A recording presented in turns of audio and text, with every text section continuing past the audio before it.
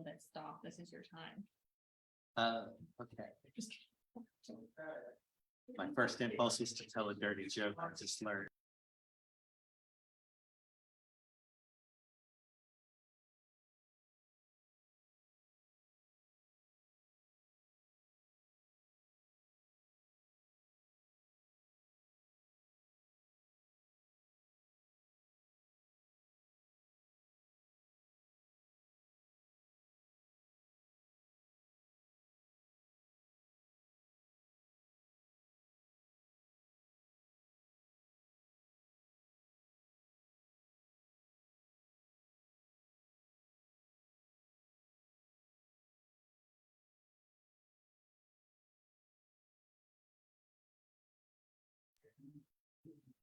Okay. Welcome, ladies and gentlemen, to the last puppet forum of the spring semester. And for those of you in the Facebook world, I'm John Bell, Director of the Ballard Institute and Museum of Puppetry here at the University of Connecticut. Look at this esteemed, awesome panel. This forum is entitled The Making of Feel Your Best Self, Puppet Building and Video Production with Stoff Shear, Heather Ash, John Cody, and Sarah Nolan, all UConn Puppet Arts alumni or alumni to be in the case of Stoff. My colleague Emily Wicks, our manager of operations and collections, is working the video camera and all things technical. And our graduate assistant Alex Natras is somewhere out at the front. Just one, oh, there, hi. Please turn off your cell phones. And for those of you who haven't been here before, which is nobody, the restrooms are out there. The bookstore is closed. Please do not leave through the back door or through the emergency door or go into the bookstore. The alarm goes off and we have no idea how to turn it off. That's not true. Let's see. And the exits are where the exit sign is, going back through the way you came. If there were a real emergency, we wouldn't worry if the alarm went off. Okay, some upcoming events here at the Ballard Institute. On Saturday, May 13th, we're hosting Please Ship This Wet Gift by Brave Bucket Company, Marta Moselle Makrosky, which is just in the middle of a run at the Puppet Show Place in Boston. It's great. There you go, right there. Like an objective response to that, with clowning and puppetry, made-up songs, cardboard sharks, etc. Please come and check that out. Look for our online information for that or our website. On Sunday, May 21st, we're hosting a workshop production of Azad, a performance by actor Sona Tatoyan about life in Aleppo, Syria, featuring Karagos shadow puppets, which her great-grandfather performed in Aleppo. This is a collaboration with the School of Fine Arts Digital and Media Design program and UConn's Abrahamic programs. And our next exhibition after the Ralph Lee exhibit closes in a couple of weeks is going to feature Indian shadow puppets from the states of Kerala and Andhra Pradesh and is curated by our UConn Puppet Arts student from India, Rahul Kunathara, an 11th generation Papavakutu shadow puppeteer, which is totally awesome. Our speakers, it's a very impressive list of people. As you can see, just from visual reference. Heather Ash is the executive director of No Strings Productions, a not-for-profit production company that creates puppet films, providing life-saving information to at-risk children in the developing world. Film subjects have included malaria, COVID, HIV/AIDS, disaster preparation for earthquakes, tsunamis, floods, landslides, landmine safety, and we exhibited one of the puppets from that work, and peace building. Heather has over 25 years of experience in puppetry arts. Her focus has been in film, television, working as a supervising producer, line producer, puppeteer, voiceover artist, puppet designer, puppet builder, shop supervisor, build coordinator, wrangler, consultant, and photo stylist. And that's just half of, no. So as you can see, this is super exciting. John Cody, sporting his Jim Bob's hat, is a puppeteer, puppet builder, and writer from Katona, New York. He graduated with a BFA from UConn's Puppet Arts program in 2017, and actually presented his work right in this very place around that time he graduated, and has gone on to work on projects for the Jim Henson Company, Sesame Workshop, Nickelodeon, Walt Disney Company, and more. John Cody. Check out his work at puppetjohn.com. Sarah Nolan is a director, producer, art director, and scriptwriter, known for her versatile and witty work across multiple puppetry styles. Originally from Texas, Austin, Texas, I believe. Sarah now resides in Massachusetts. She's a freelance puppeteer, director, puppet builder for stage and screen through her company Puppet Motion. She received her MFA in Puppet Arts at UConn in 2016 and worked with us at the Ballard Institute, for which we are exceedingly grateful.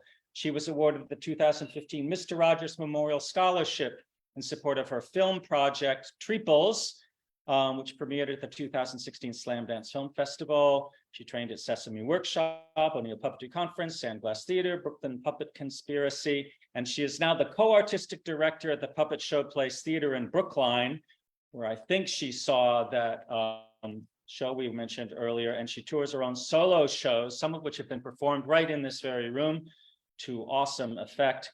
And she has a website, sarahnolan.com, Sarah with an H. Staff Shear is the moderator of this forum this evening.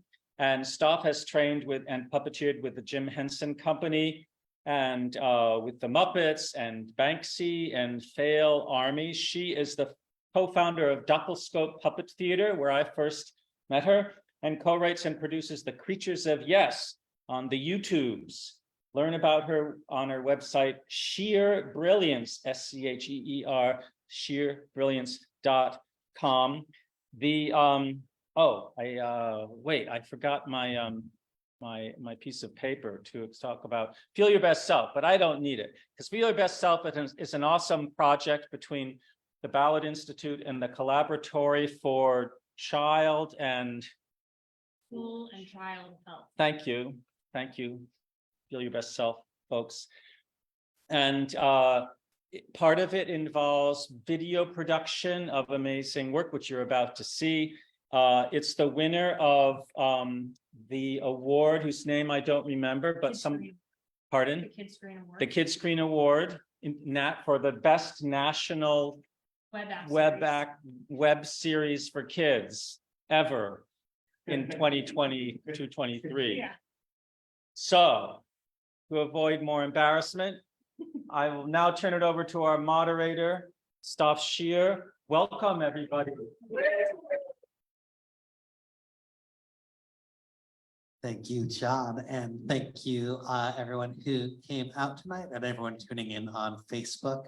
My name is Staff, and in addition to being the graduate assistant currently here at the Ballard, I also was a puppeteer on Feel Your Best Self. So I am especially excited for this reunion here of some of the core team members because as a puppeteer on the project, I was constantly aware that I myself, even, there on the shoot days, was still only seeing the tip of the iceberg of all of the incredible work that they put into this project.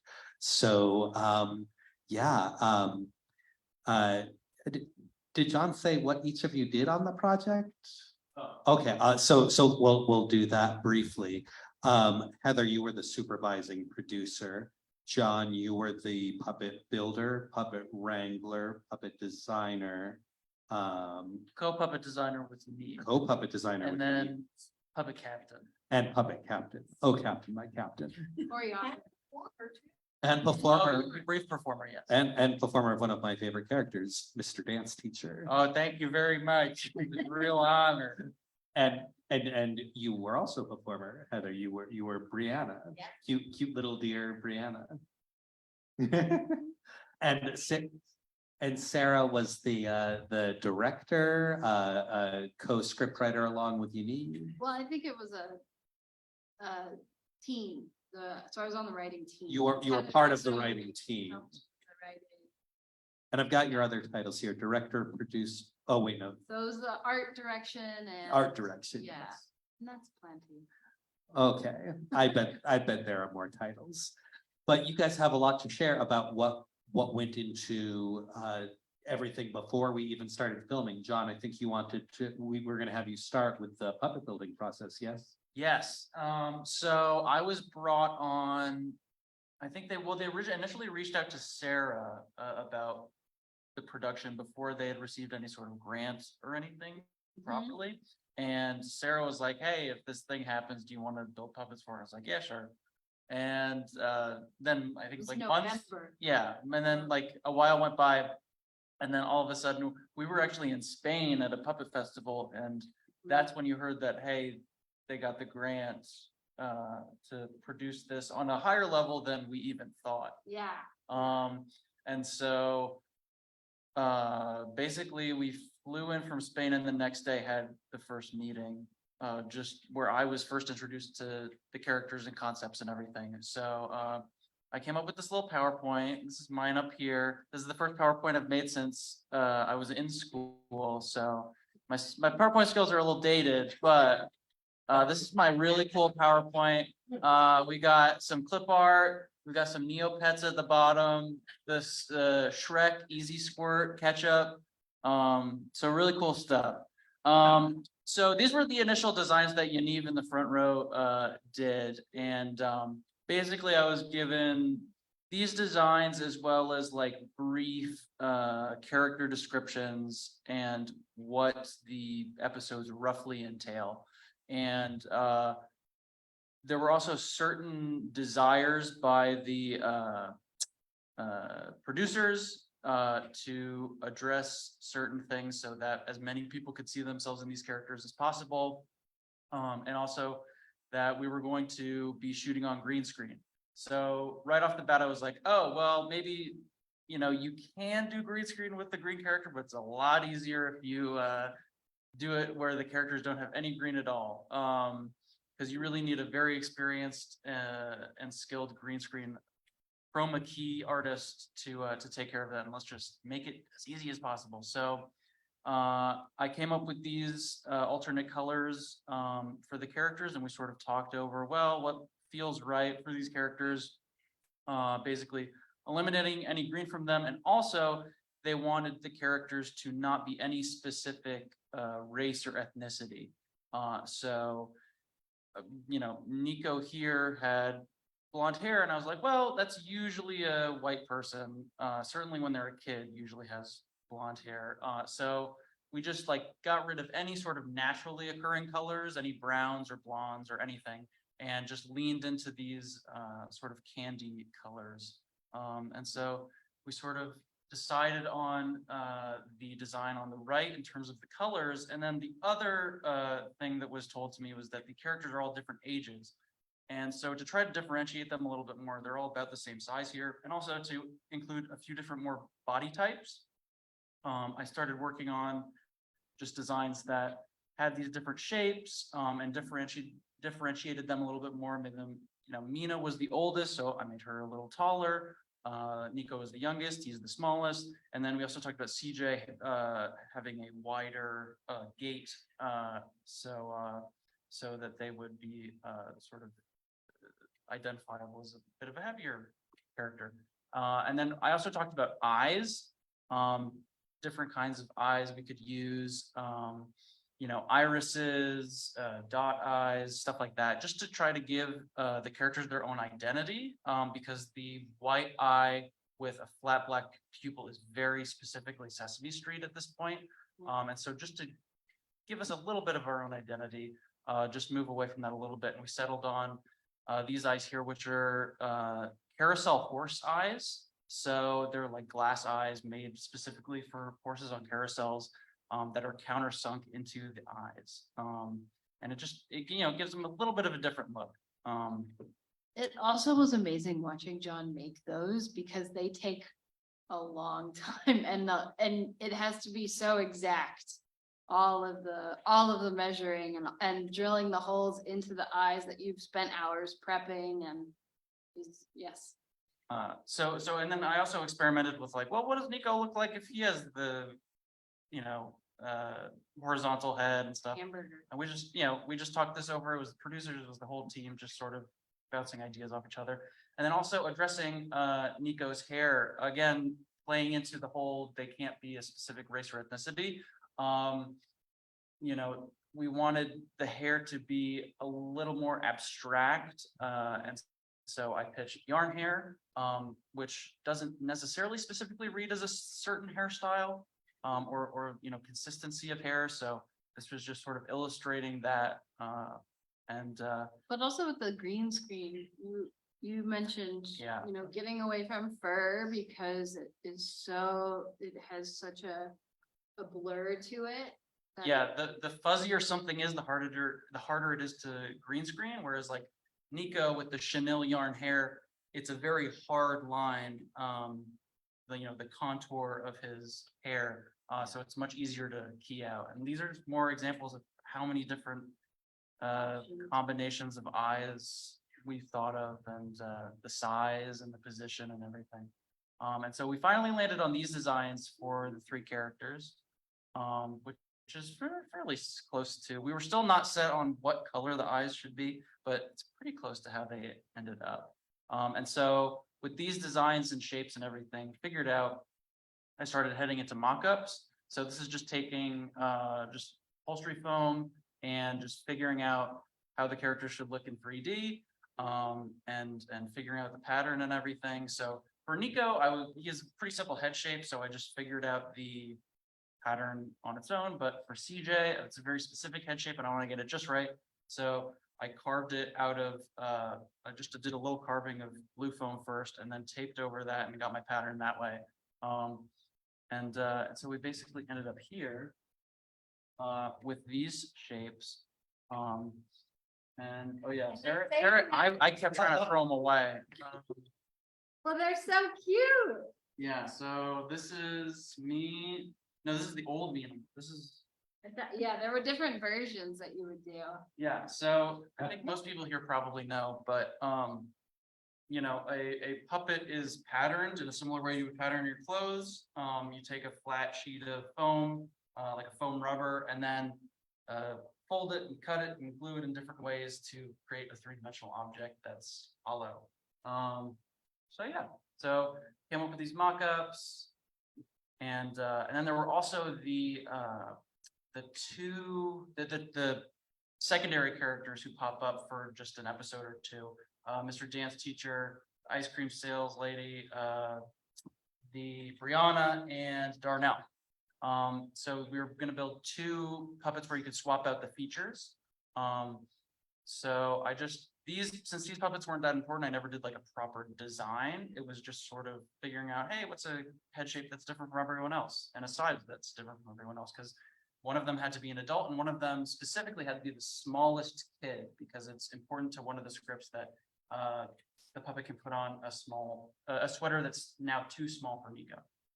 So I figured out these shapes, we decided what worked, and we also decided what colors, and again, just there's so few colors combinations you realize when you like have to avoid certain colors and browns and things. So that was a lot of fun. And then yeah, we figured out these shapes, and it was off to the races. And the day after Christmas, so this was like all December 2021. And then the day after Christmas, we just mapped out like everything that needs to happen. And we were like, oh, we're not gonna make the date that we yeah. initially thought we would. The original shoot date was set for the spring break, which I think was in. It was like, March somewhere, right? mid-March. Mid-March. And we just, yeah, sorry. No, yeah, we were just doing this helped us say, oh, that can't happen. Yeah, breaking it down day by day, like, okay, this day is going to be sewing this fleece and this, just breaking it down, really figuring out the schedule. And even this ended up being pretty ambitious because there ended up being things. I shot a pilot that you built the published for somewhere in here, and it just, it was craziness. All those days off you see toward the bottom did not happen. So yeah, so we figured that out, and was a really good check-in to do. We would be in bad shape if we had not figured that out. And so then it was, now that we had the mock-ups, I started building the final foam, puppets out of reticulated foam. I can tell you about the best place to get reticulated foam if you want. Because there's a very specific kind that's good to use. So then we were dyeing. Sarah did the initial dye jobs. Actually, here at UConn, we using the dye vat, which if you're at UConn, use that dye vat because no one has a dye vat. You realize Jim has a company, they don't have a dye vat. They're using a pot on a hot plate. And use that dye vat while you got it. It's a really great resource. Yeah. So Sarah did these and then, so that's where we got the Nico fleece was from there, but the Mina fleece wasn't quite there. It was a little blotchy and not quite the right color. So then we did some at home and broke the stove Yeah. because the water was so heavy. Have a stove though. Yeah. So yeah, I mean, it's just like every part of the process, it's very bespoke, it's very handmade, and very in detailed if you want to do it right. And And kind of scrappy. yeah, and all the puppets, all the fleece on there is sewn by hand. And I luckily got some help from John Little, hand sewing all the fleece, and then Faye Duprat also did a bit of hand sewing, but she was really great for picking the seams. So with the kind of nylon fleece these are made of, these are Nyla fleece, which don't get me started. But you kind of need to massage the nap of the fabric to hide the seams. And I just find it painfully boring and awful, but Faye loved it, so it was great. And Faye is also a UConn alum. Yes, Yeah. that's true. And meanwhile, while we were doing all this sewing and stuff, Sarah Lafferty, who I worked with at Henson and at Rockefeller Productions and places, she was doing mock-ups of the costumes. Sarah's a wonderful costumer and puppet builder, and she made these mock-up costumes out of mostly fabric from like the thrift store and Joann's Fabrics and stuff. Here we are with the faceless puppets. And then Nico's shirt is custom printed stripes to match the design. This is a great website, Spoonflower. You need custom printed fabric. But did you do that in Photoshop? That design, or- Yeah, I mean, I did it in Autodesk Sketchbook, which I got for free. That's why I use it. And then there was also the yarn shopping. I can tell you about, I didn't know anything about yarn before, or I knew a little bit, but now I know everything about yarn. CJ is this lovely alpaca yarn that we got from this place in Boston. Nico is a chenille yarn that Heather basically made that whole wig. And we had to like trim there's 3 different colors in there, and one of them was too thick, so we had to trim it all by hand to make it less thick. That is like a wool acrylic blend, Mina's wig, which Heather also did. And yeah, just The thing about, we had to get the curl and the wave in that. and Oh, Nico's, yeah. We had to do a round stitch through it and pull it, so. yeah. It was fun too. That's why it Um, has those waves. That's why Nico has those waves. So there's Heather's house. She's working on it back there. And looked like it was drinking a root beer, maybe. Or that maybe a cola. It was a good soda, cane sugar. So, and then we were figuring out the eyes, what color. These are a different mix of acrylic and taxidermy eyes, and just figuring out the placement and everything. And it's just like every single little detail really adds up. And so there's Nico, almost done with his head, no eyebrows. The puppets all have removable heads. This makes their necks able to turn independently of their bodies, as well as you can change out their costumes much easier if you can take their heads off. Here's CJ. That CJ's headband was custom made by someone I found on Etsy, who does like friendship bracelets. And I was like, can you make a wide one that looks like this? And it worked out really well. Yeah, but all these things, I would say, we're ordering duplicates. Like you're ordering, I think you made like 3 of those headbands. Well, I mean, I don't. Well, you ordered and Yeah, I ordered a couple because especially with Etsy, you never know who the person making it is, you know, if this is like some insane person or, you know, a hobbyist or a professional, so. Mhm. It's always good with Etsy, especially because this is not a terribly expensive thing to order a couple, especially because at that point we were pretty close to the shoot. Shoot. And then like speaking of close to the shoot, I was still figuring out which glasses Mina should have. Like this is Wow. maybe a day or two before we did the final photo shoot. And I was just like trying to figure out which glasses look great, you know, do I have to custom make them? And we finally went with the top right glasses there. And Sean, are those your feet in the lower right? Those are my feet. You gotta pay extra to see the other foot. And so back to the secondary characters, you know, again, they didn't have as fleshed out designs as these friends. And so I had Yaniv do some sketches to kind of get the vibe of what these characters will look like. But you know, I wasn't going to print a custom fabric for Darnell, who shows up in 2 episodes, both for time and money reasons.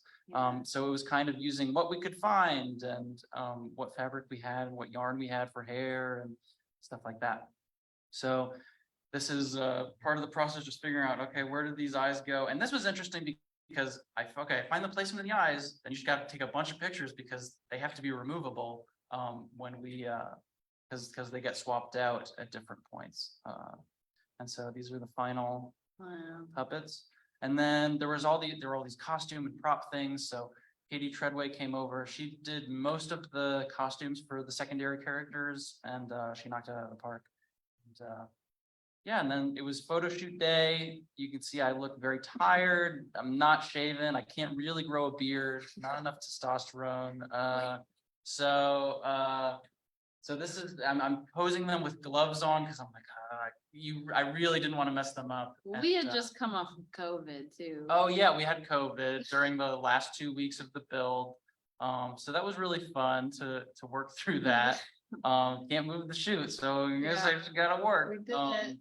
So thank God we're okay now. And so this is the pictures that you see now on the website. And then so once we got on set, I was the puppet wrangler, and just to go over that really quick, it's basically a puppet's like hair and makeup and costume, and as well as any sort of rigs and stunts that they have to do. So like Mina dribbles a basketball, so I had to pin her hand to a ball, and then we had it on a rod, so it looks like it's bouncing below the frame. CJ, I think the ball we got for CJ to throw for the dog was like I couldn't pin into it, so we had to tape it and figure something out there. You can see Nico's decapitated body with the sticker he gets for being at the dentist, right? Yeah. And then finally, the most fun part of puppet building is building arm rods. Oh, boy. You can tell I look really great and happy there. You can see the bolt cutters back there. Really having the time of my life. So finally, this is just sort of from beginning to end, how the characters evolved and how we went from sketch to show, which is the name of the DVD I bought many years ago. So that's a wrap on my presentation. Yay. Well, thank you very much, John. Before we move on, I just wanted to say we're hoping to keep most of the Q&A for the end after a bit more presenting from Heather and Sarah. But if anyone had any burning question, something that you feel won't be relevant if you ask it later, or that you're afraid you might forget it, we have time for a quick question now, if there's anything like that. You all seem chill, so let's move on and talk about pre-production, yes, with Sarah and Heather and all of the other things that were going on as we got ready for our. Hey, stop, while Sarah's getting her Uh-huh. presentation organized, I'm wondering, with you hearing John's presentation, did anything surprise you as the puppeteer, like, since you didn't see the kind of production process? You know, I think the thing that struck me the most, especially towards the end, John, when you were talking about your other duties as wrangler and captain, you were also frequently a puppet assist, a right-hander for us. There were three of us brought in as the main characters, but you were assisting, and Heather, you were assisting with right hands. But oh, sure, yeah, Sarah, Yaniv. But John, I remember when you were, it was such an interesting dynamic because you were a great assist following, our impulses, but you were also the puppet captain. And so I remember a few days where, you were assisting me, but you were also whispering direction to me of like, fix the posture, fix the eye line. And it was amazing to watch you switch, multitask in that way. I've never known somebody else doing all of those roles at the same time. What was that like for you? I guess to me, all I care about at the end of the day is what is on that screen, what's on that monitor. And so I'm just constantly looking at every element and being like, what can be better about this? And, when I look at my own stuff, I'm like, oh, everything can be better at this. But yeah, I think I've just sort of gotten used to it. It's very similar to what I do on the Pineapple Playhouse shoots for Nickelodeon, the SpongeBob puppet video. Oh, right, because you're performing and you're also kind of in charge of that project. Yeah, I would say in charge. I don't want to step on. Like fully in charge. Yeah, I'm CEO of Nickelodeon. And but yeah, it's very similar. It's a collaborative thing where it's just like, let's just make this as good as we can, and yeah, it's just that's what it's about. And yeah, just trying to be helpful. Mhm. Well, it was great. Yeah, I also want to call out that all of the photos that you see,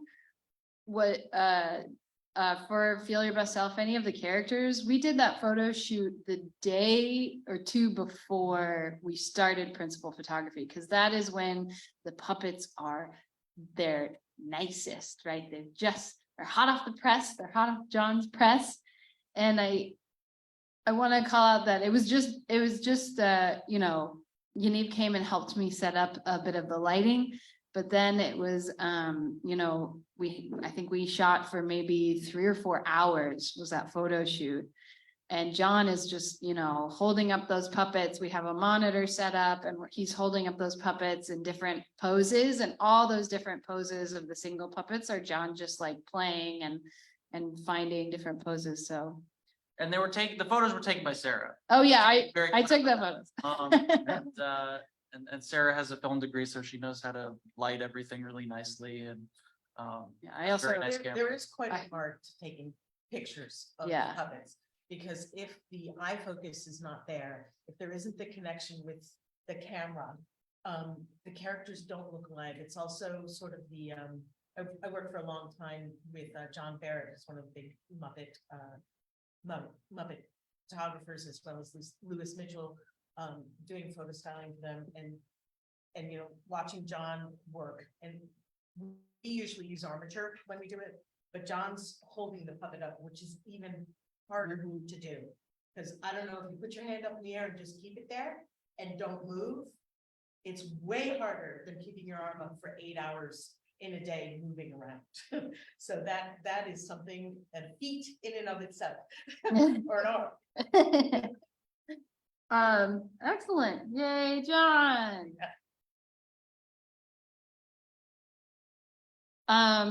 Excellent. So we're gonna get into a bit of the pre-production, the 2-week shoot, which will be more of a conversation between the 4 of us, and then a little denouement on post-production.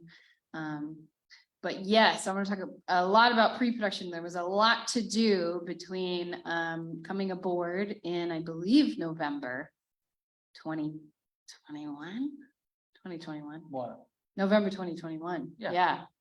And then and then going into leading up to principal photography, which was a 2-week shoot in April.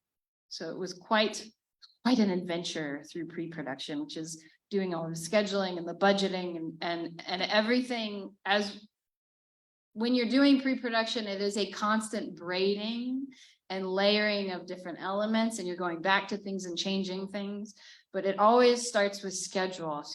I mean, this was kind of our first foray into it, which John mentioned, was just taking everything putting on Post-its, moving it around and making sure we have an appropriate production date, which was immediately like, oh, we don't, we should move to April. So that was like I remember our first request. And then going through and just saying, okay, these are our team meetings, this is our work schedule for the build.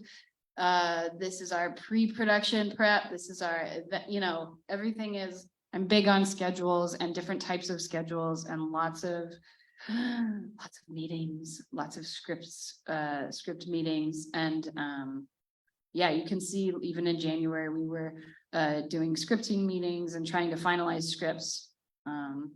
But yeah, one of the first things I did was come in and just do a huge production calendar. I will say I was brought into the project thinking there was no grant yet or anything. So it was kind of just like, hey, I have a GH5. I'll come to UConn and film these with all the students. We'll film it in the movement room and sound will be okay. And then the grant came in and that was like, oh, this could be a much bigger production. I mean, not too big, but bigger to where we could actually do it in a studio. We could hire a professional crew, not a big crew, but a crew. So that was very exciting. And so you can see behind me, just trying to get all the elements in place. After the first thing I did was like read through all the scripts and just say, okay, there's going to be costumes, there's going to be scenery, and try to figure out how we're going to shoot this. Because I knew we were going to shoot it with 3 puppets and we were going to film on green screen. So it was trying to figure out, okay, how are we going to do that? This was kind of at the end of it all, another calendar of just like a mix of both pre-production and puppet build. So this was kind of the calendar that John and I were really working off of the whole time as we were going through. Because we were also coordinating people and having extra help at the end there. Yeah, and so I think around end of January, when the grant came in, it was like, and we had like 1 or 2 meetings, it was like, we need somebody from that knows puppet production that can come in. And John had worked with Heather, but I hadn't ever. So we talked about it and I reached out to Heather and kind of like sent you some things and wondered if you would come aboard as a supervising producer, which you led us to. Basically, like Heather is kind of like the production company of this. Yeah, well, we jumped right in. Yeah, we sure did. Because once, when you start a production, the train leaves the station and there isn't really stopping the train. So you have to go and once it's booked and your people are booked, that's it. You have to go. And I always say, let's get as much done as possible immediately. Yeah. Don't wait. Don't be like, you know what? I'll wait. I'll do that on set or I'll do that next week. Just do it and load the front of the production. Mhm. Load it so that your exhaustion gets out of the way. And then when you get to the production, you can rest before you go, hopefully. Usually that doesn't work out. It's all about the organization, the timing of everything and how readily your team works together and gives you answers that you need in a timely fashion. It's you gotta move, Yeah. gotta move. I remember one of the first things you said was lock those scripts as soon as that's- you can. That's the number one thing, like before you even start your pre-production, just Yeah. get your scripts done, just do it. Yeah. And lock them, because I feel I've been in this business for a long time in, even in, for the television and film industry.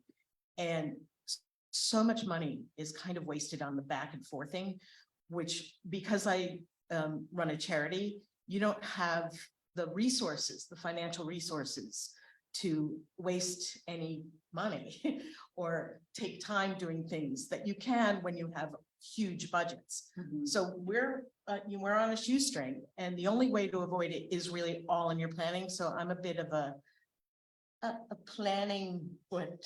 Guru. maniac. Like, "No, what are you doing? How do you do now?" But yeah, so that, it was just really great to have this. I felt like once Heather came in, it was like, okay, the team is here. And, you know, I had done a pass at the budget and like set it all up, but that was really helpful too, is to just come in and be like, okay, this is kind of what we're thinking of shooting. You've shot green screen on it. I really hadn't, I'd maybe done one green screen shoot, so it was really nice to have Heather there. I just want to say one thing about like budgeting is that you have to remember that your budget is a living, breathing thing. It will change and you have to ride your budget and know where you are at all times. And when you are not on budget or you go over, which most productions do, you have to cut something. Yeah. And you have to figure that out. So, and you also have to know where to spend the money, like what are the areas that are the most important thing? And I think Sarah and I had talked about this. It's like, we had very little resources, even though we did get a fabulous grant, which was like amazing. But the people that you pick, I always, it's taken me years to form the team that I have for our production company. And we are so fortunate because everybody comes back and that's what we used. Those people came in and helped us on this project. Yeah. And everyone on our team knows way more. Like if you even look at Sarah, John, my resumes, we all know a bunch of different things. So putting together that team is filling all those holes, because when you don't have the money to hire all those different positions, you need to cover it somewhere. And that's the only way to do it. And if you don't have enough, and that's the only way to do it and have a level of Right. professionalism. Well, and just being ready for, I think any project can be done for any amount. It's just what is the quality of the work and where are you putting that money? So we were ready to do it on a shoestring with just like me as the camera person. But then when the grant came in, it was like, oh, this allows us a higher quality. I mean, we're not getting a cappuccino machine on set or anything.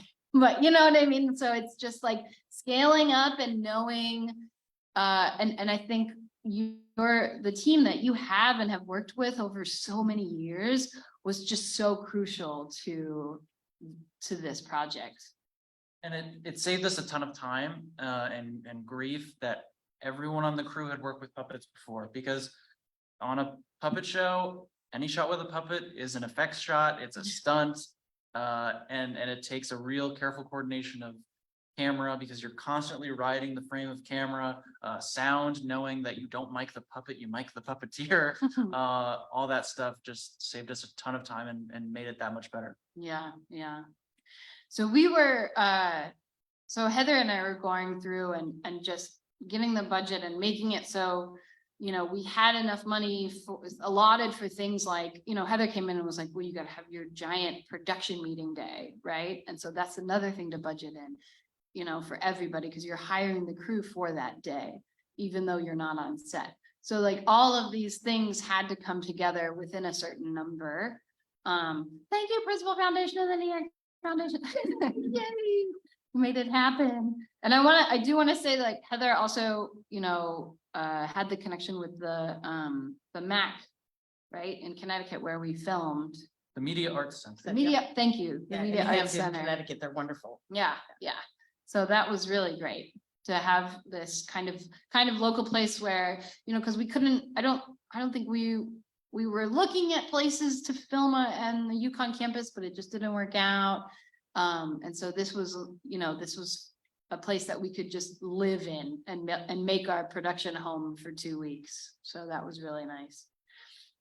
And that was one of the first things we booked, actually. It was like, we came in and we booked it. It's like, great. Now it's happening.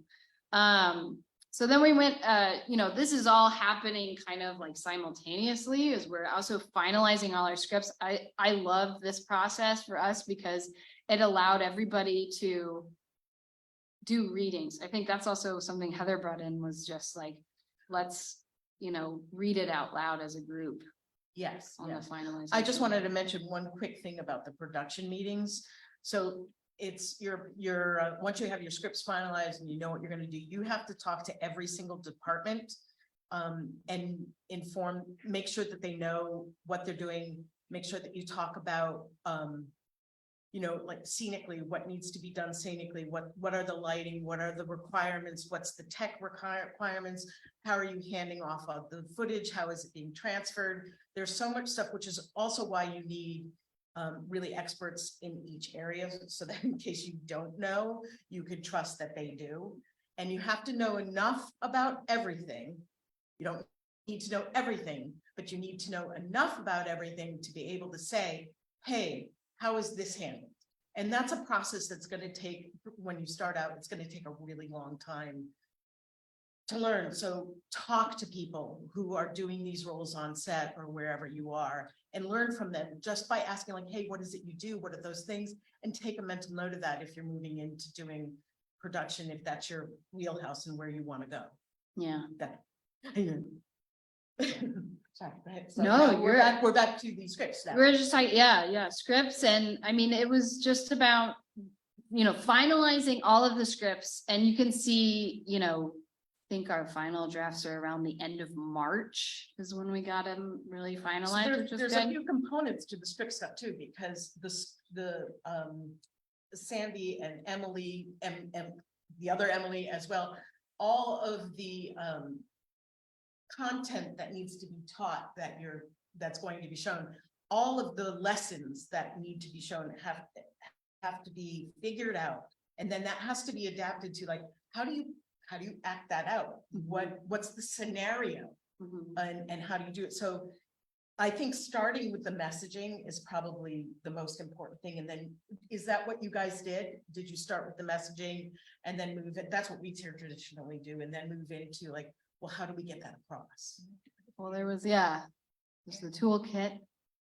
And then there's, They kind of gave you the strategies, the Yeah. steps, and you worked from there. Yeah, I yeah, got the strategies and then came up with the scenarios and the story for each episode. As a way to teach the strategy by watching it happen and unfold. Thank you, you need Frank. thank you. Yes. And then we started doing our read-throughs and going through the scripts to kind of carry that up even further. Yes, exactly. And that was quite a back and forth process because there was a lot of people in the room, from the school, from creative, from everything, because when you're trying to teach things, you don't want to be too didactic, or it's, show beats tell, right? As an actor who wants to be like, Yeah. you want to put something juicy, meaningful and fun and grabbing people, so. Well, and yeah, we talked a bit about this in the screenwriting forum that we had, but it was basically like, there were these great like Yaniv had like created these stories and, built in all of the curriculum and all of the toolkits. And then, I came in just really formatting, but also, kind of clearing up a bit of the language and doing a little more back and forth, and also adding in action lines and animation effects. So really making it so all of the animation had its own line of text, just so we know, okay, this is the effect that comes in and when does it come in with the dialogues, because that's really important when you're shooting. It's like, okay, when do you pause for this to happen? And I would do a lot of, on set, I would do a lot of sound effects for our puppeteers and things, a lot of like that So that happened a might be lot. when the thought bubble appears. on Yeah, and they're yeah. Matching what's going on, Yeah. for So those of you who have not seen the show yet. exactly.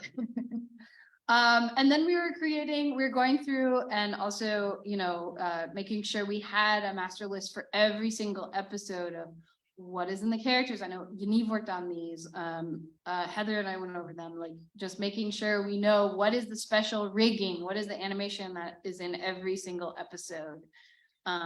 These are great one sheets to do for whatever you're shooting, because then you can look at that show, that episode. And particularly, we haven't gotten to it, but a lot of times we'll shoot out of order or film out of order. So this is a great way to look at like what's in that scene and that scene in two different scripts. And then you can kind of marry those together, which we do a lot of that. Yeah.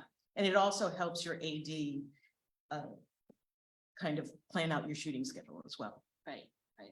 And being really specific about the action that is happening. I think, putting pencils down, that wouldn't be a special rig for Norman. I mean, it's just that action of like, okay, that might be a different bend in the rods, that might be both hands are facing down. I mean, it gets really And that specific. takes, like, to do those rigs takes about like 15-20 minutes. So Yeah. that's Yeah, also I get- part of your shooting schedule that you have to account for. What I've Right. heard through the people who worked with them is John Stone, who was director and co-creator of Sesame Street. He would always say, add 20 minutes for every prop. Because, a puppet needs to throw a ball. Okay, well, first we've got to get a ball on a rod and then a ball that's not on a rod. Then we need to Yeah, you tape it to their hand. They do a throw. Okay, new shot, take the ball off their hand. Now, it's very involved. well, And so you and might all- want to shoot around that, while, so you Yeah. can be filming something else while that rig is going on.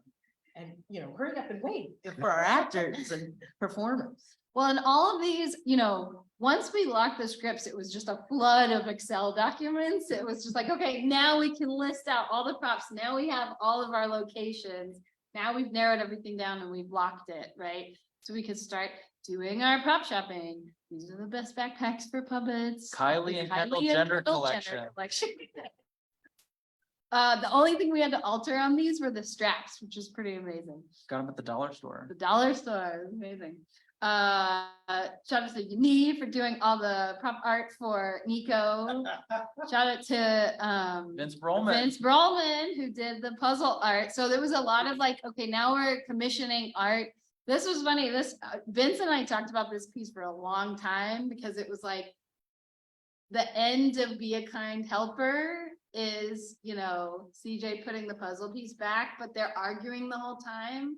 So we were like, okay, how do we make it so the puzzle looks like kind of a metaphor for the short? And so actually the final puzzle piece was the flower. So it actually looks like two dinosaurs kind of arguing, but then you put the final puzzle piece in and it's like, yeah, I was very happy with that. I never appreciated. And our main prop person was Amanda Gibson, who Yes, built a ton of props. So rotted Yeah, everything.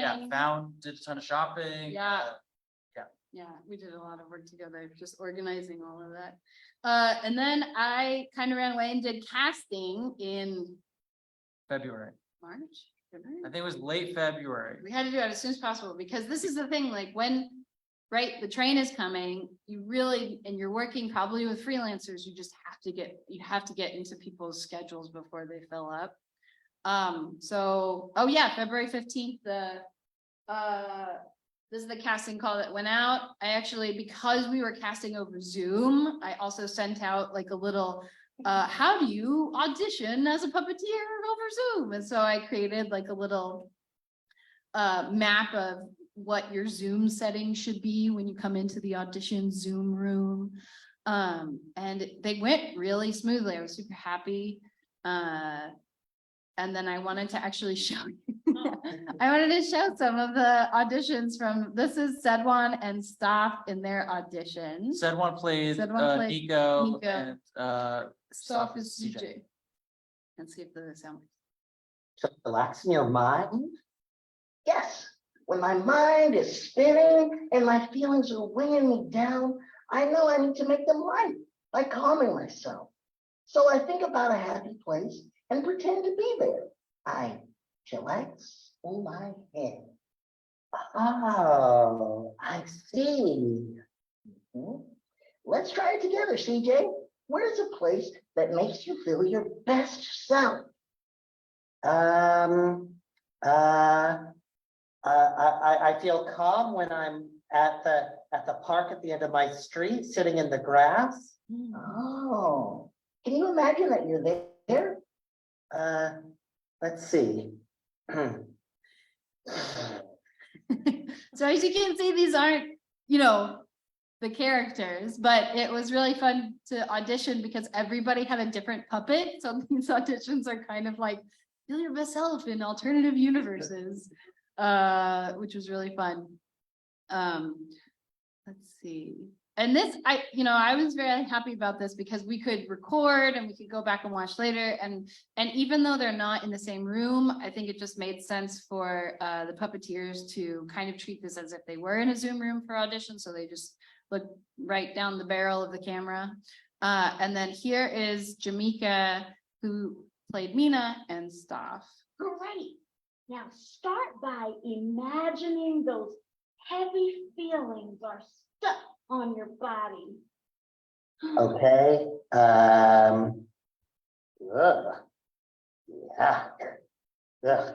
Yeah, okay, well, what's next? Now, let's shake them off. See? Blah, blah, blah. Blah, blah, blah, blah. Blah, blah, blah, blah, blah, blah, blah. Oh, I can feel it working. I can feel myself shaking off the yuck.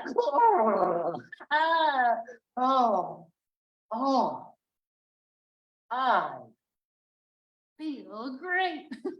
Yay. And Jamaica used a real Muppet from Sesame Street. That's a real Muppet. Yeah. It is. It's a really interesting thing when you're doing auditions, is that just for those of you who are in the whole performer realm, you see a lot of different types of talent come in. And it really is not about, it's really about the combination and the chemistry of the casting and the performers that work so well together. So, consider when you're auditioning that it's, just your time to come out there and shine and do everything that you possibly can. And just like have a ball auditioning, because even if it doesn't work out for this, it's not a reflection on your talent. It's a reflection on the chemistry on so many different components.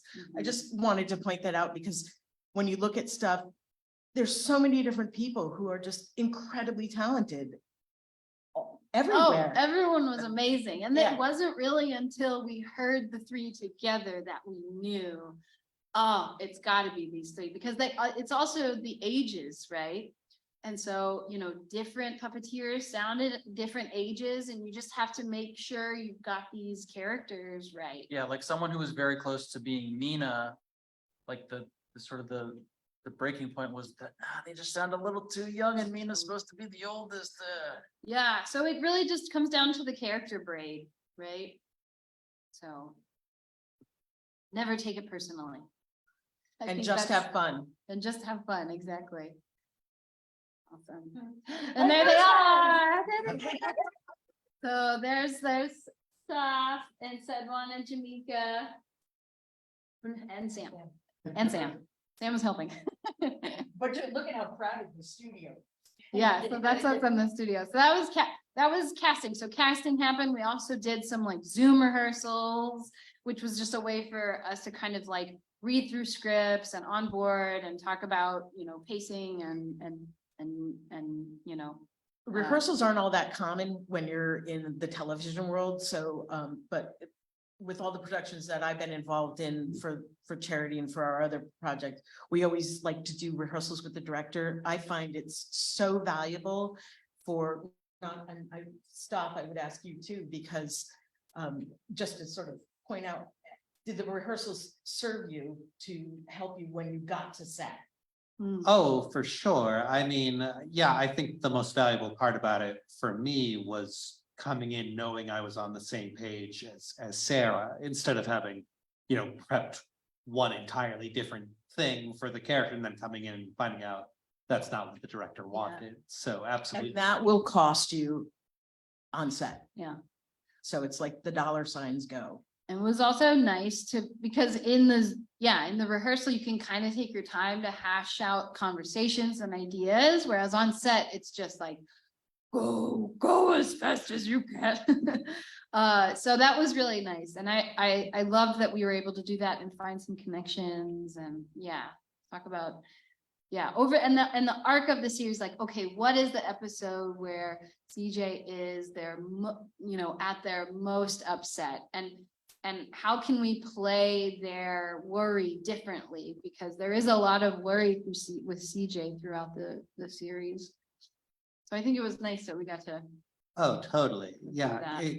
it was a chance to have it be about the acting because, I mean, it's not just the time when we're shooting, it's also that it's not, you know, the acting is one piece of the puzzle with all these other things going on, so. Right, right. And it was a puzzle, because the storyboards, so the way we decided to film, really was, how can we do a 3-camera shoot with 1 camera? And so I'm a very big fan of getting away from the model of like puppets are on a stage and we are filming them. And so how do we do cut-ins? How can we make this exciting? How can we bring in props and objects to kind of act as metaphors? Everything on my storyboards, you know, is reflected in the show, even the animation. So anything that was animated, this was also for our post-production house. I like highlighted in blue. So at the end of Feel It Together, there's a hug moment, which we knew was the one kind of animated element that the post-production house would have to do, which was a warm glow. And then that's how it's reflected in the show, which I think was really lovely and subtle. What was that sound effect? Another one was Turn the Dial. So the dial turns, and you know, it's good in all the storyboards to have a little bit of, you know, what is the in and out dialogue of every shot. And every shot has a name, and because we're filming on green screen, it was really helpful to create maps. So every single episode had its own map setup. And what that does is that allows me to say, okay, if there are any shots that are in the A camera setup, shots 1, 2, 4, 5, they're all gonna have the same backdrop. They're all gonna have the same photo of backdrop, because the way we decided to film it was, or do all the backdrop, was these small models. And so we needed to make sure we're mapping and photographing at the same angle that we're filming. We're also, this was really hard. You all did an amazing job. Stop, Jamaica and Sedwan, because it was confusing, because we are also in a green screen space. So we can't actually film, you know, we can't actually like have the camera go to B, because then we're shooting off the green screen. We're actually, the camera is in the A setup the whole time, and we're just moving the entire set. So the camera is now at the B angle. Yeah, because if you move the camera at all to, you know, to that spot, you'd be seeing the crew. You'd be seeing like the craft services. Exactly. So this was more to be like, okay, now if I turn the map this way, that is what the desk looks like in relation to the camera in this new angle. And so this is one of the more complicated setups. I think this was the most complicated one to shoot because there's some choreography. We're jumping around a lot. And it's the pulling off of the sweater, which I ended up building it kind of like a tug of war. That means it's time for what? My favorite sweater. Ta-da! I haven't worn it since last year. I'm so excited to put it on. Oh, hey, are you okay?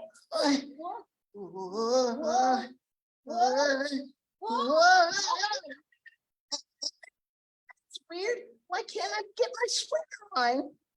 Looks like you grew out of it, Nico. What? I said it looks like it's too small, but it's my favorite sweater. Right, so the goal is to make it just as action-packed as possible, even if it's just Nico discovering that his sweater is too small. And I just want to point out, okay, there's Nico putting his backpack on. That's one setup puppet wise, holding the backpack. Then there's him not holding the backpack. Then there's him pulling the sweater out of the backpack. Every time he has a different point of contact, I have to go to the table and pin something or unpin something. He has his hands on the sweater when it's on his face. Then Mina takes the sweater, pulls it, and then she has legs. Yeah, it was fun, and it looked great. And you all put it all together in the edit. Yeah, exactly. Well, and Oh, no. I love this because this is what happened when you're storyboarding. Is sometimes I was like, well, maybe this is too many shots. So Mark Russell, our DIT, was like, well, just shoot it with your iPhone and see if it cuts together. So this was kind of just like a little pen handoff, and I was trying to decide if we could get rid of a shot. This was in the Airbnb that This we was- were staying in At during the night. shoot.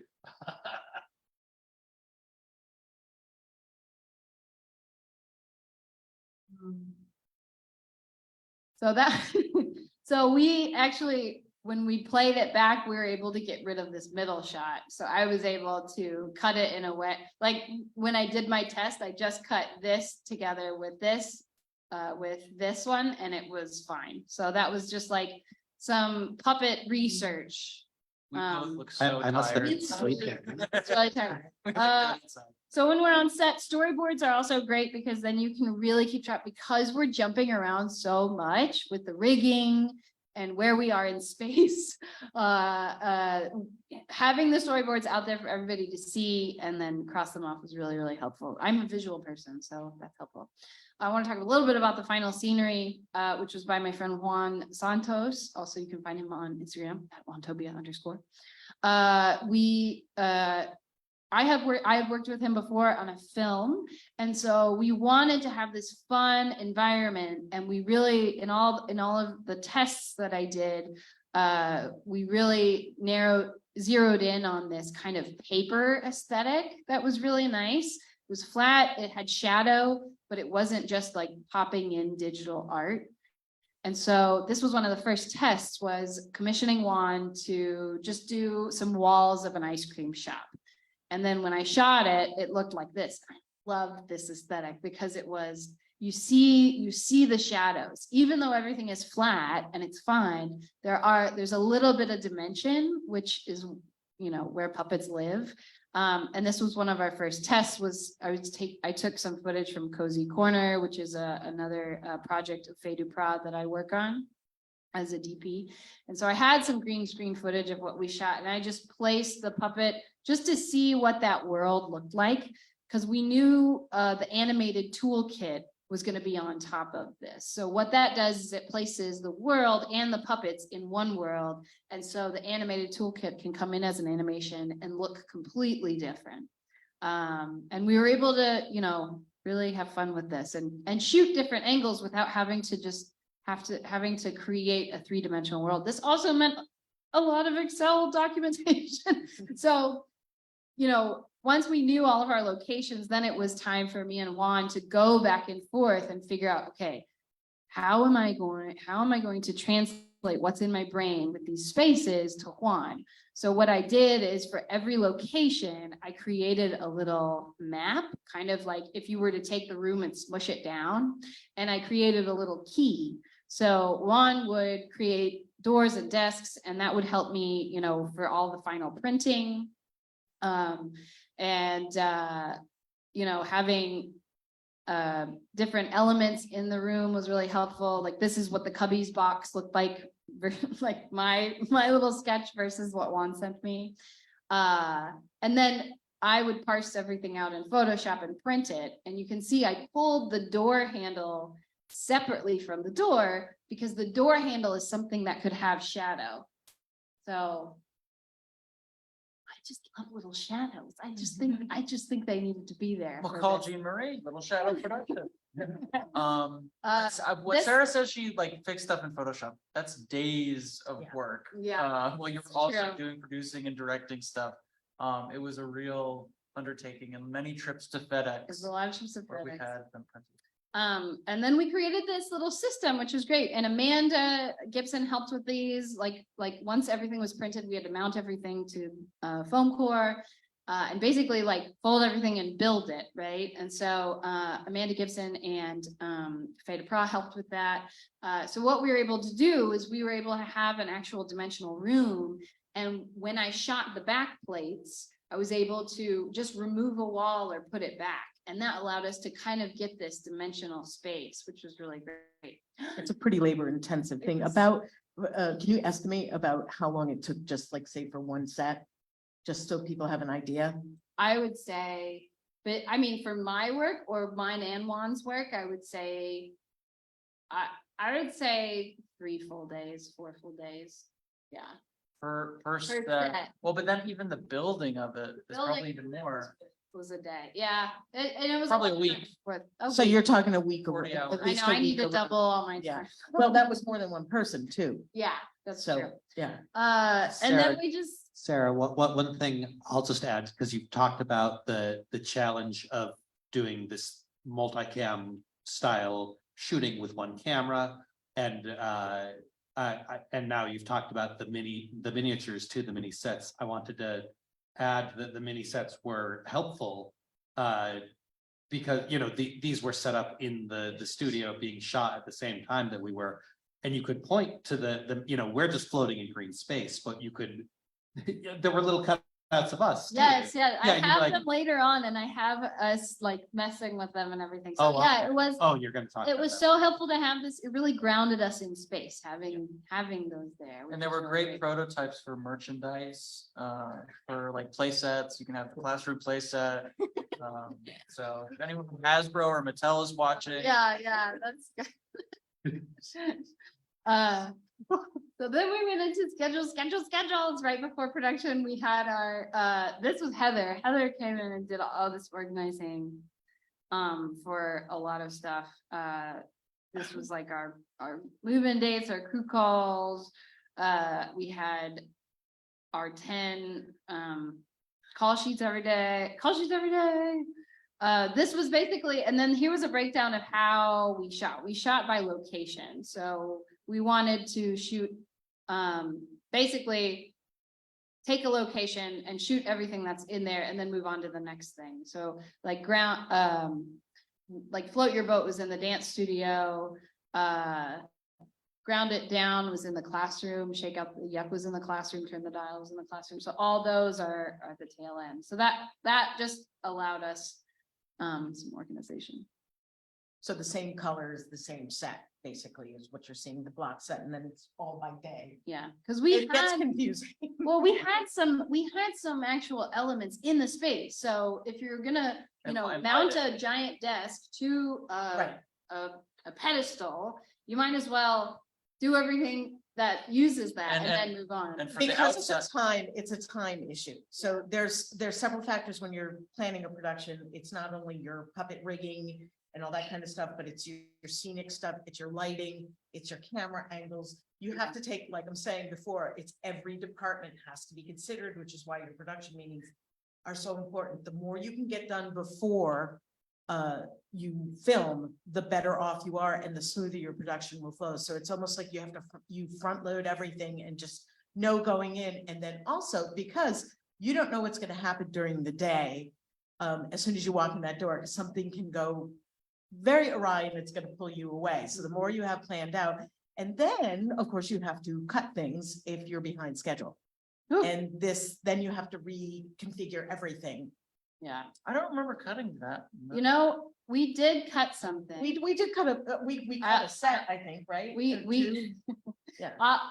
we'll get to it, but yeah, we There did was a cut fourth character, who's talking asparagus. pelicans, yeah. So then we get into There's the the giant shoot, one. the 2-week production shoot. So this was, us all set up at the Media Arts Center in Connecticut. So we've got a big green screen. We had to extend it a little. Over there to the right, we've got John's wrangling station and art. And Amanda was, Was there. there with props. you can see that There she is. The Yeah. schedule's all hanging up. Yeah. And so we've also got a little staging here, little staging area for all of the models and our backdrops. So yeah, we really filled up that space.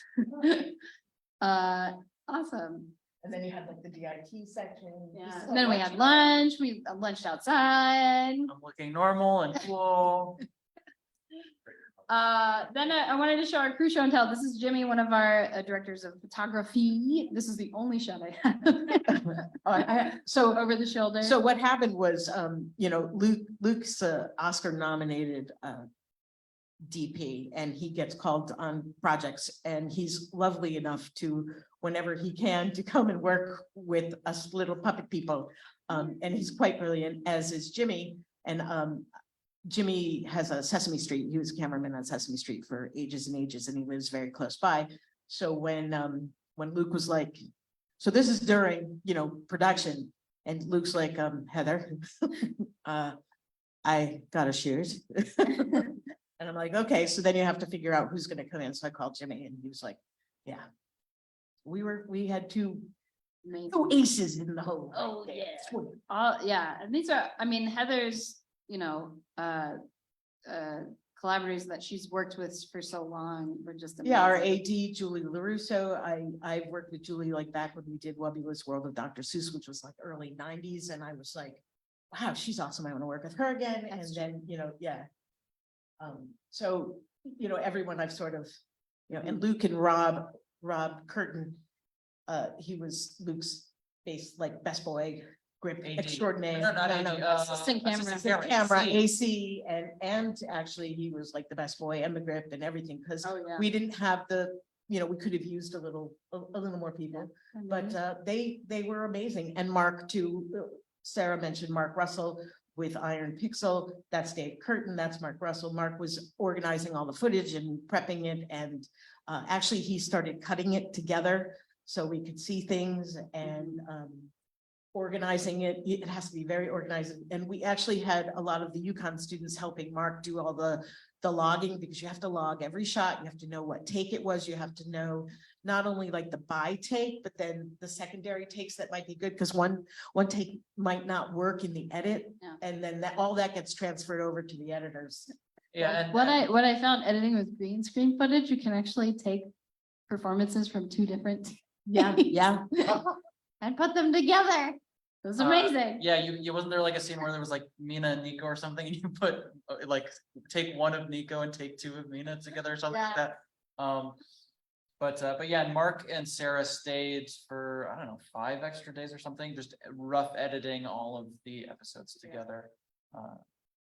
So, yeah, Mark was our DIT and our media manager, and he was really helping Luke and us with, okay, where are we in space? Where are the backdrops? You know, He's he would- also a DP, was amazing. so that's helpful as Yeah. well, and sets and everything, so.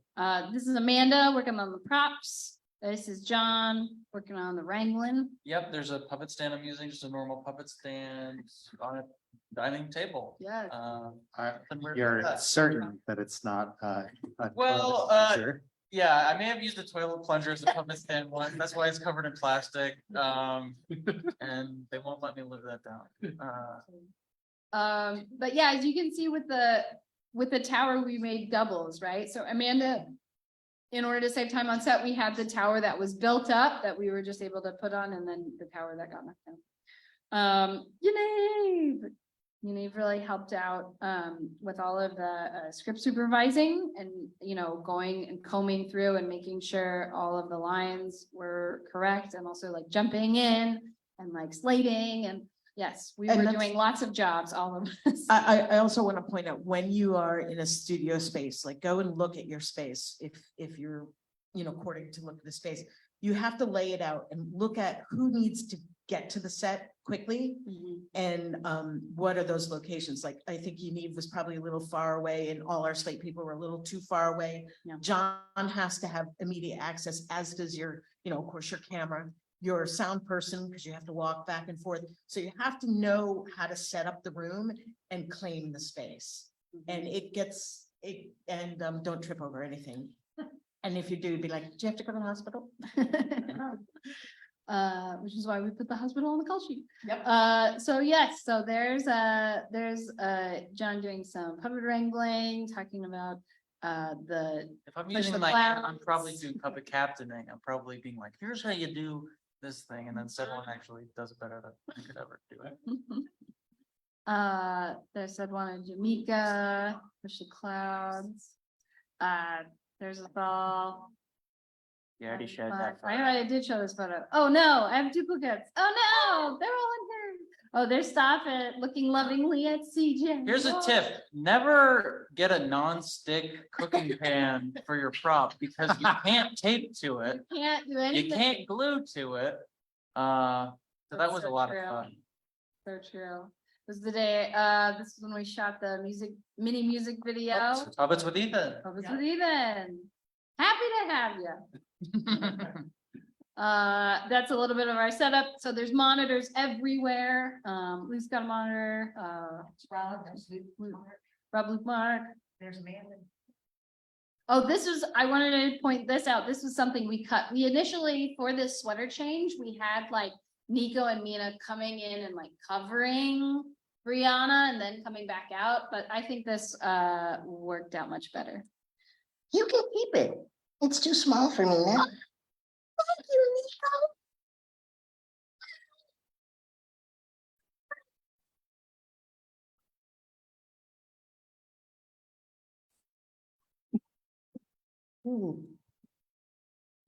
Played by Heather Ash. Yay! We got that. Warming it up. But yeah, you find ways to just be like, all right, we don't have time for that. Let's just magic it on, right? And I think that was really fun. We were also at the end of the episode, and I think this is what we were talking about. Because we're working with two different scales, I made these this is how the height of the characters. So I went in and I added legs to all the characters. That's why they don't match the beautiful designs that John did. But I added and printed them out in the height that they would be in the room. And what that did is I would take a photo of them in the room. This is us using them on set to kind of talk about, okay, where are they in space, right? So we kind of like puppeteered them a little, just so everybody could understand when they're standing, what line they, change. This was also great to show you the performers all the way, the blocking. Yeah. For the whole scene, so they could get in their heads, like where each, along with the dialogue, which I think is really helpful. Yeah. It was really fun. Don't know why I put that in here. Another camera map.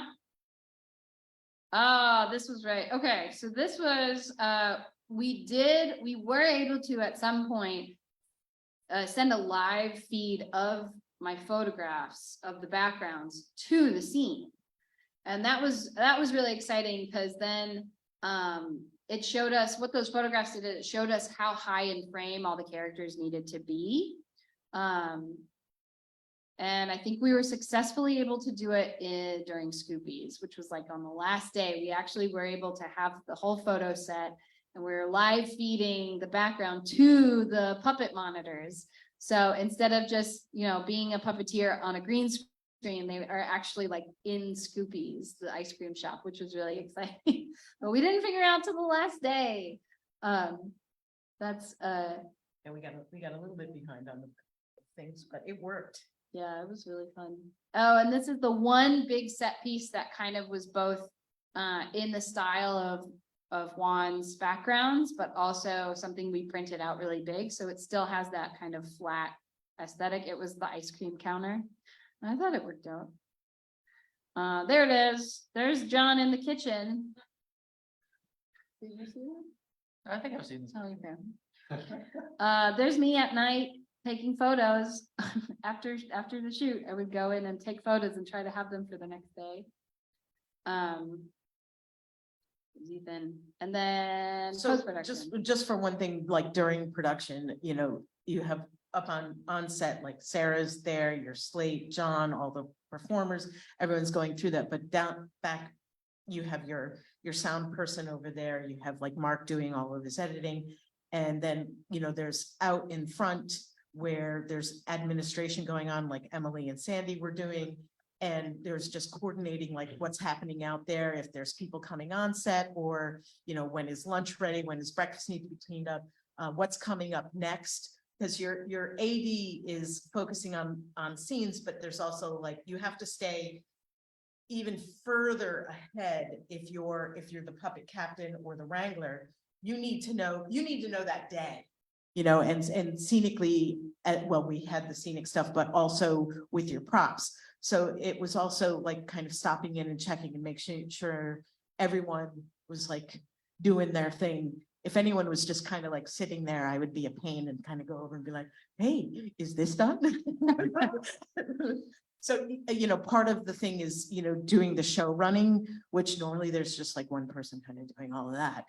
But we're all making everyone just just to keep the day moving, because one thing goes down and that's. Well, I wanted to go back to what you all were going through with spatially, how we were kind of lazy Susaning the entire set constantly, and what I made the second, I think we brought this in like the second week, was this giant fake camera. So what this would do is, if we went from, say, camera A to camera B, then I would put this where camera A had been. So the puppeteers could kind of reorient and be like, oh, okay, so that's where the camera used to be that we just shot. And, and that, I think, helped out just with kind of the like confusion around the green screen and anchoring in space, right? Oh, for sure, Yeah. yeah. So that was fun. So we had our fake camera. And then, John, did you have something to share with? Yeah, on this, if you ever doubted my passion for puppetry, how it keeps me so energetic, just look at me in the corner there in the pink shirt. I look like I'm miserable. That you can tell it's the end of the second week. Oh, yeah, definitely. That was Thursday, the second week, I think. Oh, my goodness. And I just want to talk a little bit about post-production. Like John said, so right after Mark and I sat at the Airbnb and we just edited on the kitchen table for 4 days straight. On Easter, Oh, yeah, on Easter, that's right. like I brought you some Easter candy. So yes, I came in and did a bunch of rough cuts, and I think we got about 8 of them. Well, maybe 5 of them done. And then I still had to go back and really reshoot a lot of the backgrounds. So I did that in my studio. So this is kind of the setup for that background shooting, and what that looked like, you know, kind of having to light those as well. And these are kind of just kind of a smattering of all of the backgrounds that we use throughout. There's the kitchen, there's the dance hall, there's the living room. In an ideal situation, we would have had all of that mapped out, Yeah, and set up and done. And I think, you know, just ran out of time to take the photos beforehand. yeah, there was just so much, but you know, we were able to do it and it worked out. So that's, you know, luck, we were fortunate with that, but ideally it would have been great to have all that. Yeah. I just want to go from start to finish. So here's our storyboard for the float your boat, dancing. All right, new student. And then all of the blue is them going into animated effects world. There's the camera map of that. So you've got the teacher on one side watching the students who are performing in a line. And so our first camera is looking at them. The second camera is looking at the teacher. That is what I shot for the background. And then what I would do is I would shoot the backgrounds to get the height of the characters, and then I would take them out. So what the post-production house would do is they would look for the frame that matched what characters were in frame, and then they would just go to the second and pull that in. So it was very manual. Everything we did was very manual. Here is the raw footage of the dance, of one of the dances. 2 1 1 2 2. PJ. No. On your call, Sarah. Very ready? And here we go. 4, 5, 6, 7, 8. Right, left, circle, shimmy.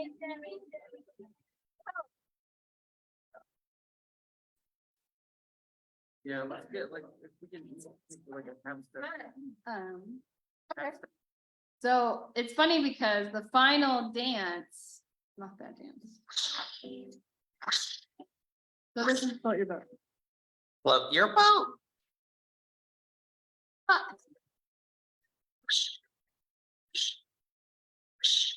One, 2, 3, 4, 5, 6, 7, 8, and dab.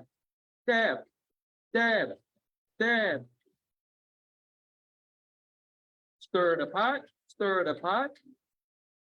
Shimmy, and finish. All right, dancers, good work so far today. Take a few minutes, get a sip of water, and when we come back, I'll introduce you to Darnell, a new student joining our class. Uh-oh.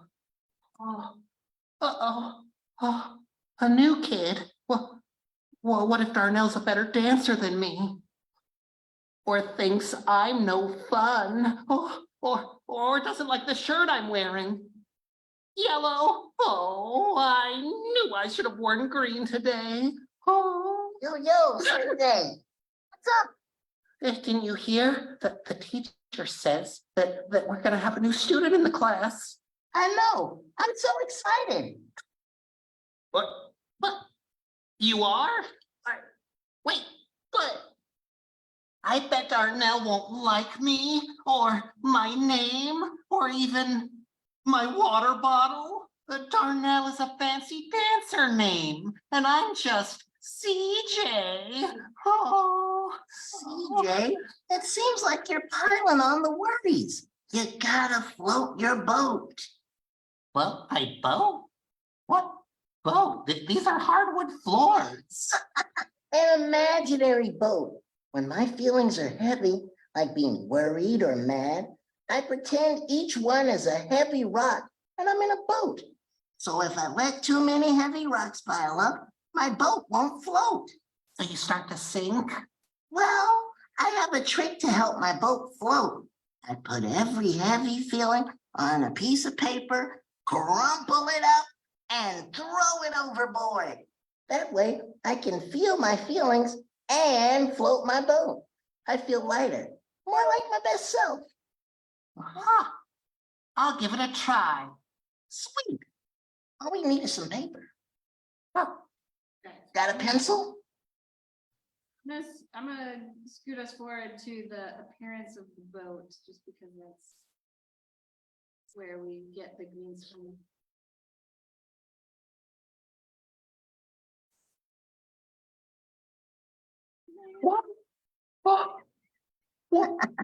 Now, crumple up that paper. Yay!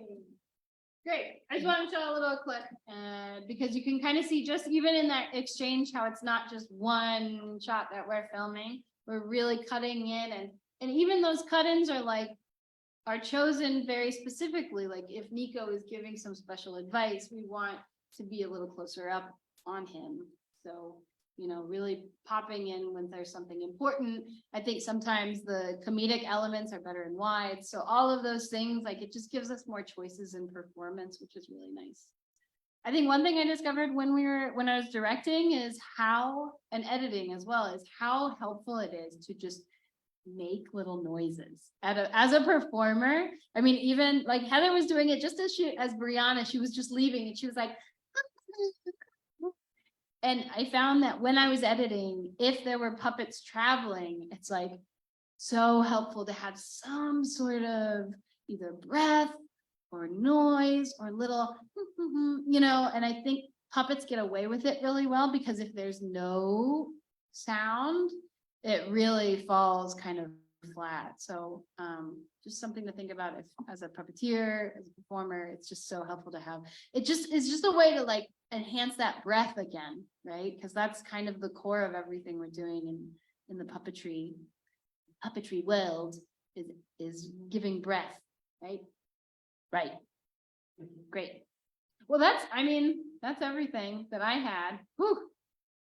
Whew. All right.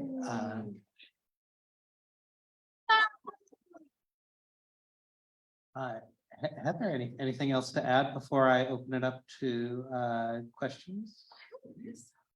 Okay. Are your brains swelling? Okay, so we have. I can't believe we did all that. It was a massive undertaking. The 2 weeks were crazy, but this has been like a crazy, like a year basically, right? Yeah. for you guys. Happy anniversary, everybody. Sarah and John did amazing. And Sarah went above and beyond, and with everything. It is very rare that someone would be doing that much that much, so. Yeah, Sarah went like 2 months without a day off, like working 7 days a week on this. Yeah, I don't know why. I think it was something about the combination of just wanting to make this world really complete, but also interesting to watch and have enough to cut in performance. And I think, you know, again, if you're not giving yourself angle options to cut to, the editing is going to be so difficult because you're going to be left with these decisions of like, well, there's this one take that has this mess up, and there's this one take that has this mess up. Which mess up do I want? You know, and so just being able to shoot it as if we had a 3-camera setup was really, really, it just gave us so many options in editing. And that's why like your storyboards are so important, because so you know that you have enough, and even sort of when you're directing, you know, kind of figuring out what your coverage is, really. Yeah. Yeah. Like if you need a close-up or what, the nice thing about shooting in HD is that you can, they call it punching in, because it does, the image doesn't deteriorate when you get closer. You can get like close enough, so if you can sneak in a single if you need to, and that's helpful as well. Yeah, we used it a lot. There's all during kinds of editing. tricks.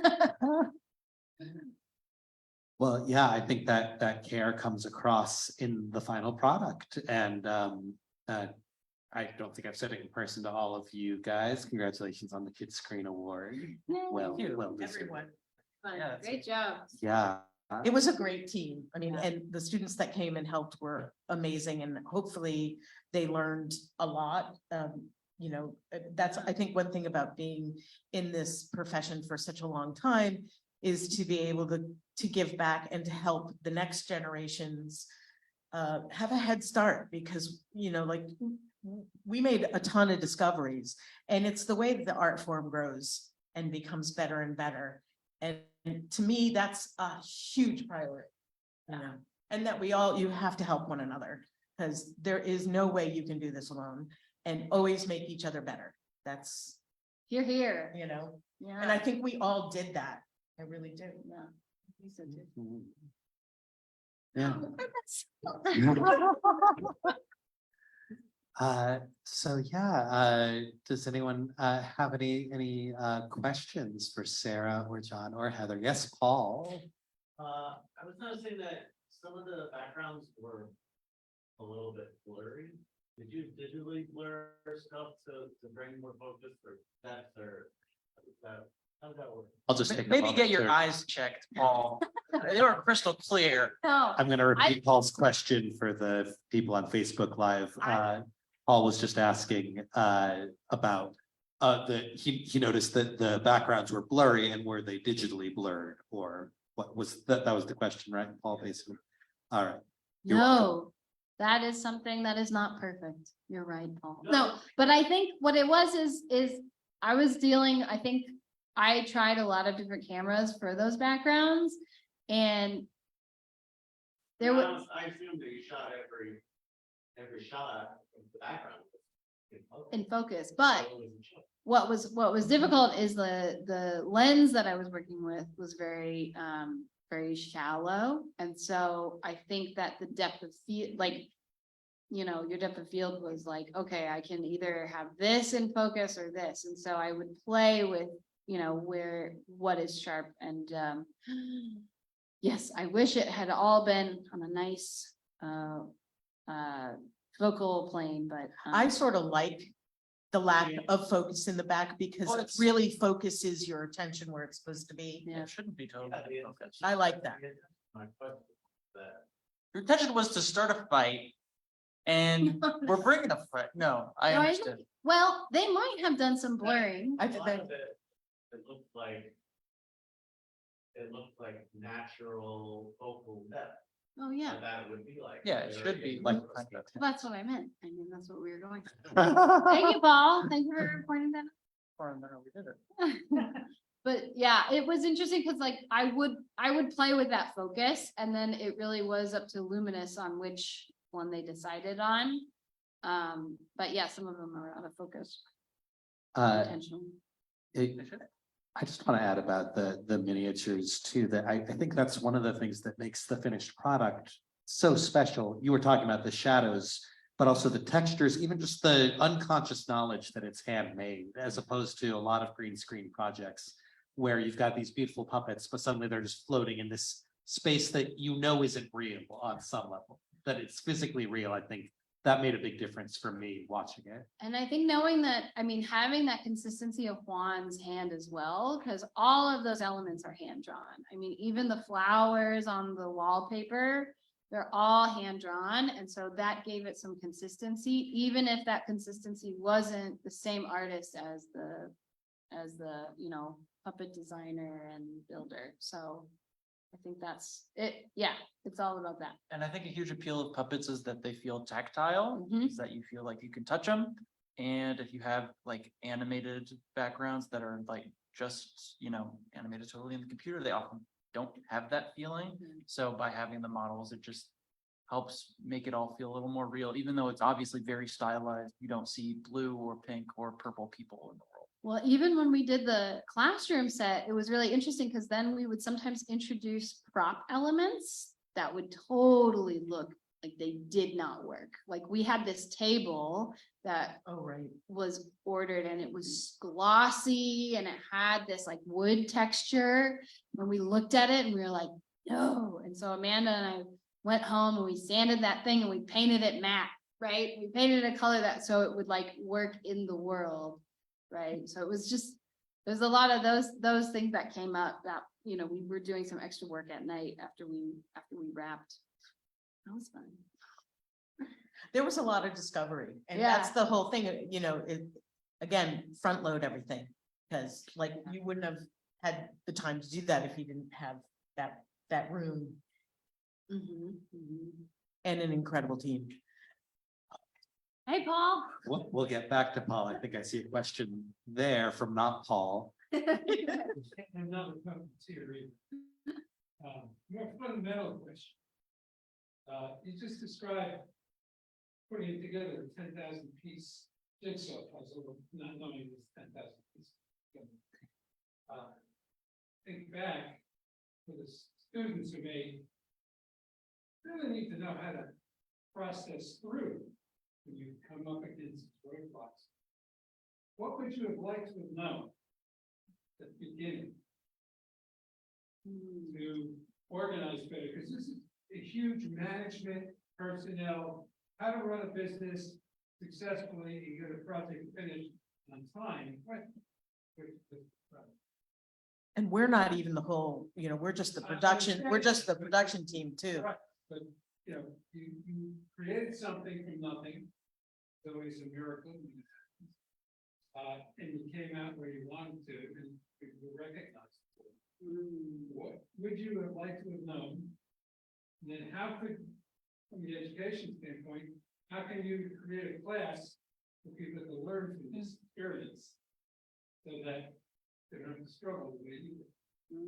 Well, I think this is a perfect example of how to do a class, just what we did. You have an entire university here that has each department that could be creating content with puppets or even the theater department, whatever, and you have everything.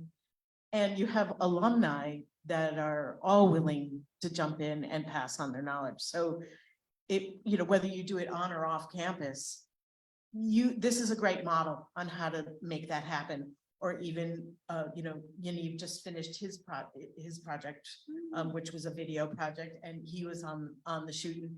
Was this beneficial for you? 100%. I mean, I'm sitting here looking back on all these slides and all the things that we figured out in the process and all the things that Sarah brought in and all the things that you brought in.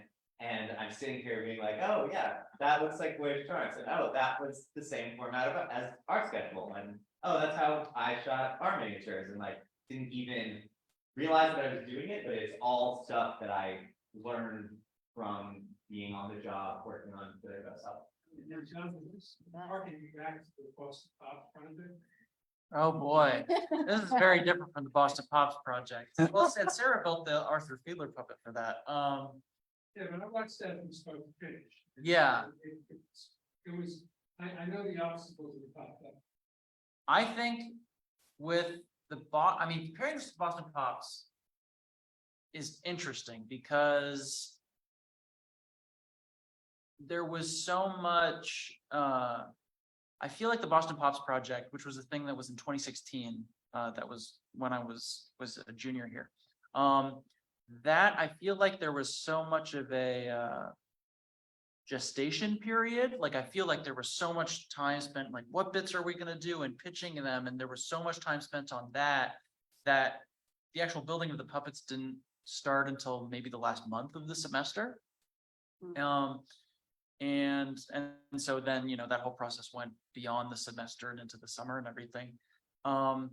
With these, it was very different because I really hit the ground running, building the puppets pretty quickly. Like the designs, I just made sure we have to lock those down. Like, you know, in a you know, world where I have control of every aspect of the project, I would just like, well, I want to, you know, construct these, you know, design these puppets from scratch and have, you know, these crazy eyes and this stuff and that stuff. But there's a practical element of it, and it's also like, wasn't asked of me for this to totally redesign them, just sort of plus them up. And so it was very different in that way. And also that we were bringing together the crew much like, you know, the Boston Pops, I feel like were a very separate entity from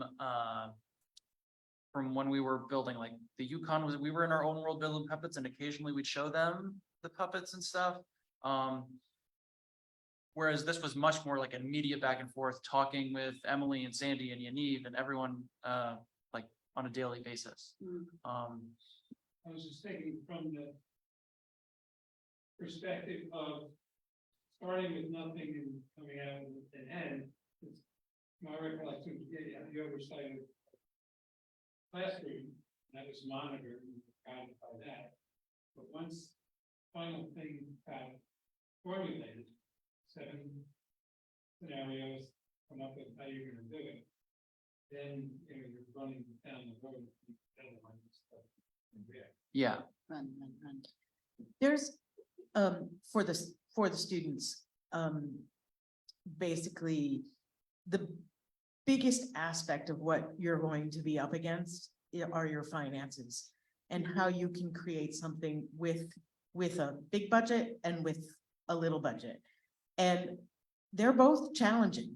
It's so, it can be done. For example, the very first thing that we did, because we didn't have any money when we started No Strings Productions, we did it as a class at the Eugene O'Neill, and Bart came up and built, you know, Yukon built a lot of our sets.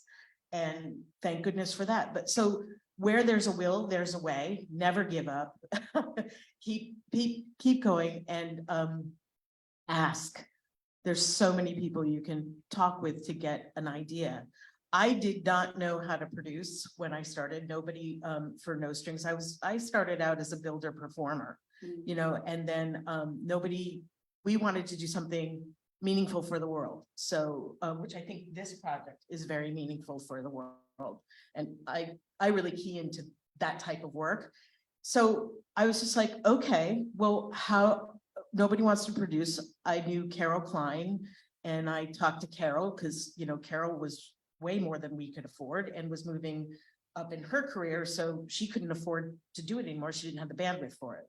So she showed me, and I was like, well, I'll do it. So I taught myself how to produce.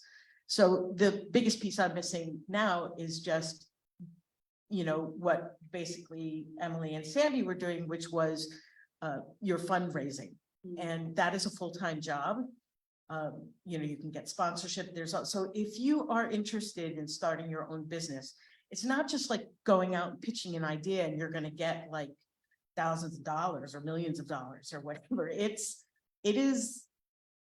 really hard work. I mean, Sarah, you're working at, you have a, you know, the puppet show place that has to be funded, you know, so funding is a huge aspect of what we do, because none of us will work if that's not there.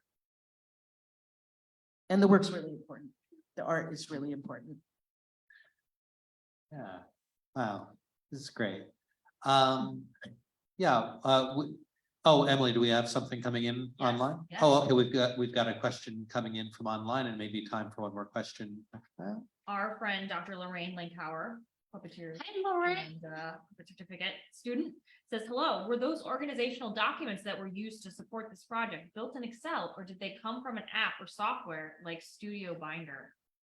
You can Oh. use Studio Binder, wish you I can knew use it. Movie Magic, you can, there's tons of stuff. You can Google like reproduction thing, like, and it'll be there. But really, you need to create a document that works for you. Right. If you really want to look into production management, just go with Movie Magic and take the classes for that. That'll teach you way more than you ever need to know.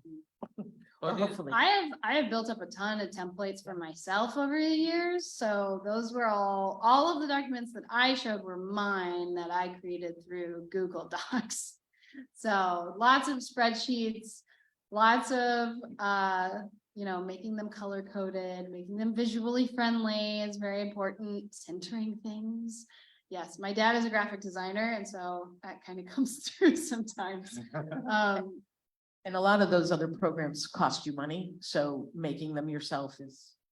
Yeah, but I would say all of our script process was through Celtex, which was really helpful because we were able to share. I mean, once you added people, it would onto a project to share. It was like kind of expensive, but that's what we used in order to share and like edit drafts, but not mess up the original and stuff like that. So that was great. There's like Celtex, Final Draft, there's several different, right, Yeah. programs. So we were using Celtex.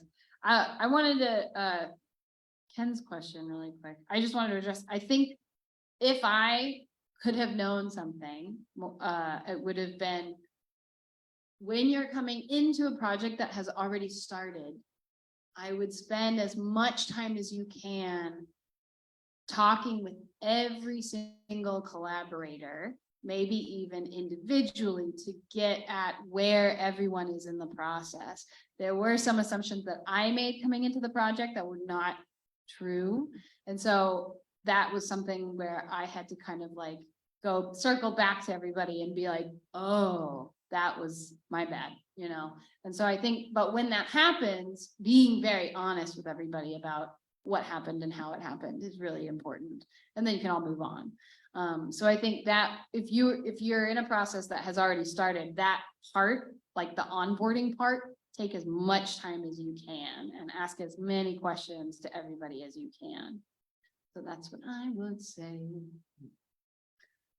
Wow, look at this, the UConn alum imparting wisdom to current UConn students. All right, I think we have time for one more question, and Paul, you were kind of chomping at the bit. You don't remember what it, oh, okay.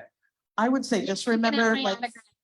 from an administrative standpoint, just remember about insurances and bookkeeping and, having your tallies, because you do have to file.